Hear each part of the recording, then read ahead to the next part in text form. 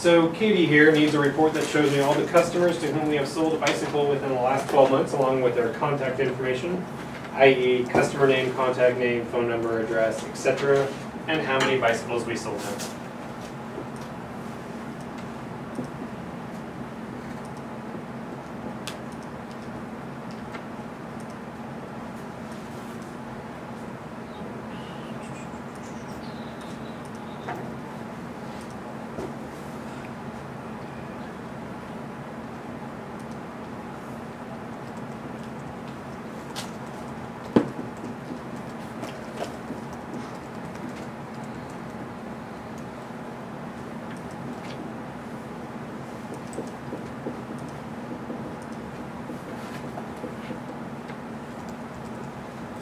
All right. Oh, then I did start. Okay. So, perfect. Come on, sit down. So, as I look at this, the first thing I tell Katie is the etc. does not help me. Right? Customer name, contact name, etc. No, tell me what you need. There's no, and some other stuff. Whatever it is. She's just going to come back and say, well, why didn't you include this? That's what I meant by etc. Well, that doesn't really help me. So the only thing I would really do differently on this is we don't necessarily need to do this as a grouping report, right? Because I'm going to list out every single one of my customers and the number of bikes sold to that customer. The only reason I might want to do that is if I sell multiple bikes, right? And that's what I was going to say, is that's probably what your thinking was, is, well, for this bike I sold this many, this bike I sold this many. But she literally said bicycle. So again, you can clarify. I was going to say, other than date filter, wouldn't we have to have a filter on the product? Probably. We'll get to that. Like a bicycle model? Yep, we'll come back to that. So we don't want to necessarily talk about the filters right now, because again, we are going to come right back to that. And that's one of the things I petition and say, you know what? Every time I teach this, you start going through this, and people are like, what about this filter? And what about this filter? I'm like, I promise. So yeah, this would be a great way to say, okay, if I've got a whole bunch of different bikes and I want to know for this customer what I sold, that would be fantastic. So that might be a question we ask Katie. Do you really want to just see the total number of bikes, so you don't care what model? Or do you want to see it broken up by model? This would probably be a little bit better, right? So actually I like that. It's different than what we have in the book, but I like that thought, right? But you know that once you have the report, Matt is going to change it for you. Well, not only once though, it'll be a change every time. Yes. Right. So I'll take that. You know, the only thing that might be missing out there is the contact name, right? He needs to see the yield on the bicycle. So that was one of the few things that she did specifically say before the etc. was the contact name. So we might want to put in the customer number, the customer name, the contact, the phone number, the address.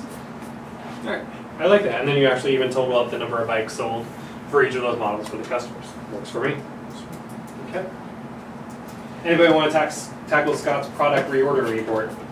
A report that shows me all inventory items, how much we have currently in stock, and how long it takes to reorder the item. The list of items should be separated by warehouse, but warehouse totals are not important. Within each warehouse, it would be nice to see the items that have 0 or less than 0 quantity on hand first. All right, you just put it right under there. Don't make fun of me with my writing. It's not going to be worse than mine, dude. It's okay. Dude, it's pretty close.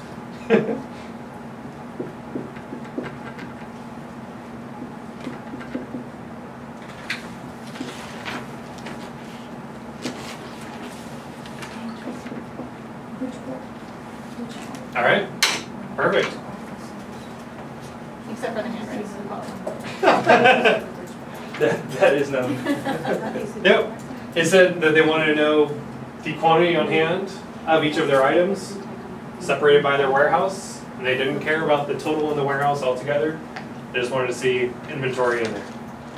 We've got the sort on the quantity, so we know. Perfect, I'll take it. Did anyone get to number 3? Anybody want to come up and do number 3? Shelley said she might do. I did. See, I know. Her hand was wavering over This here. is like, So now She's doing the golf wave. I can't. My handwriting has to be better than It has to be. Paul's. Set the bar low. dude. Exactly, dude. Then you And I pick put yours. name Of too, course, but exactly. Yeah. that's just, You think That'll- that's that'll right? work. I'm fine with that. Yeah.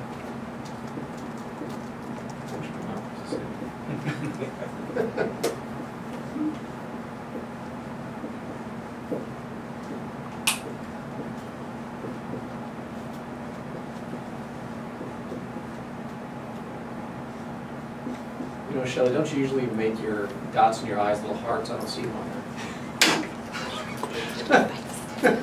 Perfect. Exactly what we need there. We need the account number.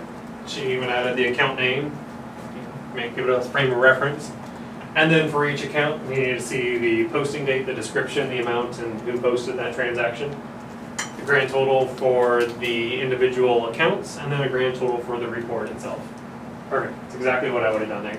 We don't have to worry about any sort of sorting. And for a southpaw, that's fantastic writing. Especially writing on the board. My son's That's left-handed. with you. Well, one. Yeah, my son is randomly left-handed. Nobody else in our family is left-handed anywhere. So yeah, teaching him how to write and stuff. And he's like, okay, I don't know how to do this. Yeah, he's right out of the gate, always left-handed. It's been very strange. All right, so we've got our mock-ups. And we've got one that has a filter on it. So that's actually the next section. We're going to add to the mock-up. We're going to add our filters, our tables, and our fields. So on page 215, there's two types of filters, and this is the reason why we don't necessarily put these filters up there, because we're going to start talking about the two types. We need to think about them. There is the report option, and there is a hard-coded filter. On here it calls them report filters, but I've always called them report options because they're options for the report. A hard-coded filter is something you don't want the viewer to change. It's hard-coded for a reason. Right? If I'm dealing with a commission report, I only want to deal with invoices and credit memos. Right? I don't care about refunds or this or that. It's invoices, credit memos. Payout on invoices, we take away from the credit memos. So that's something in our report we wouldn't want the viewer to change. We want them to suddenly change it. Let's include payments. That's going to screw up your whole report. Don't do that. A report option usually are identified by I want to be able to change, I need to be able to change, I want to be able to select. Anytime somebody says that, that's that mentality. So that's a report option or a report filter. And they're up to you. It can go either way. A lot of times you can have one that's, which one do you want? The good news is we can change it. If you run the report and you give it to the person and they say, well, I really want to be able to change that, we just make a little tweak and they're good to go. Okay. So the way we're going to note them is on page 216. We're going to have, we can put it right on a report, like what we've got up here, date, for a filter. But the way we're going to do it is in a little box, in our little table here. Here are my report filters, here are my hard-coded filters. So we've got examples. We're going to go back to Cheryl here. Cheryl's employee seniority report. She needed that report to say, you know, give me all my employees based on their employment date, give me their number, their first name, and their last name. So we had our mock-up. But where are our filters in there? We identified one. We were with the status, right? They want to be able to see if it's active or inactive. She wants to be able to choose that, so I'm going to make it a report option. Right? I wouldn't make it a hard-coded filter because then she wouldn't be able to ever change that without coming back to me, and I've got better things to do than change your filters for it. Hopefully. But here's the thing with filters. As I'm building this, I'm trying to think outside of the box, outside of what she's just saying. What are some other things that I could use as a filter? For me, I might use that employment date. You know, show me all the employees who were hired after a certain day or before a certain day, right? I might make that a report option so that way she can narrow it down.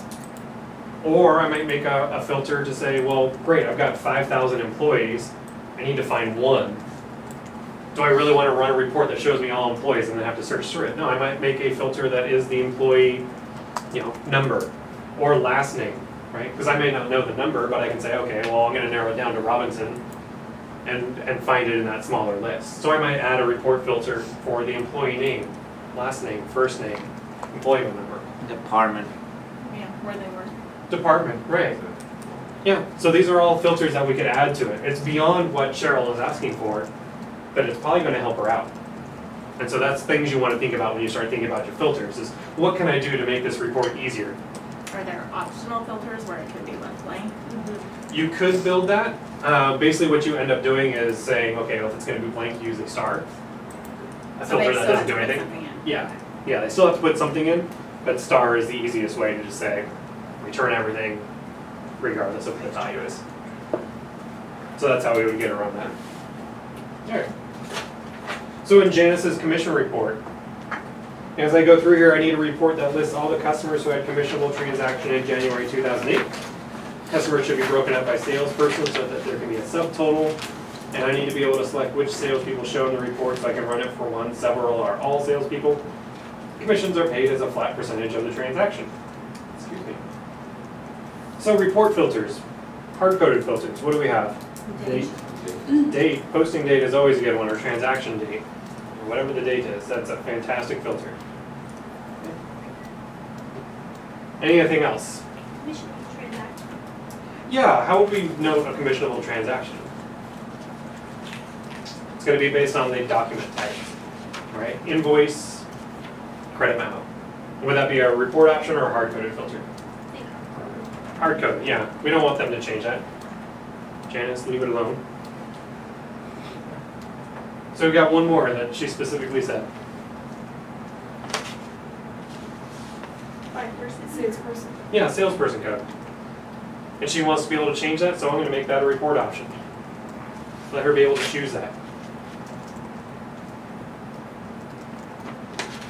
But I could take, and here's one example. I could take that transaction type and make it a report option, right? It's harder, if I hard code it for invoice or credit memo, that's what that report is. But, if it's just listing out, say, the salesperson, their customer, and the sum of the amount of a certain transaction, we could say, well, let's also turn that into a payment report. It's the exact same report except for the document type is a payment. So maybe we could make that a report option, say, well, you can tweak this and modify it. Now you only get invoices. Now you only get credit memos. Now you only get payments. Only get refunds. That's something you could think about. I want to think about credit amount too, commission amount. Yeah. Well, commission amount may be a little tough because a commission amount is going to be based off a calculation. Oh, I see what you're saying. So there is a way to do that. I'm going to put a little notes down here.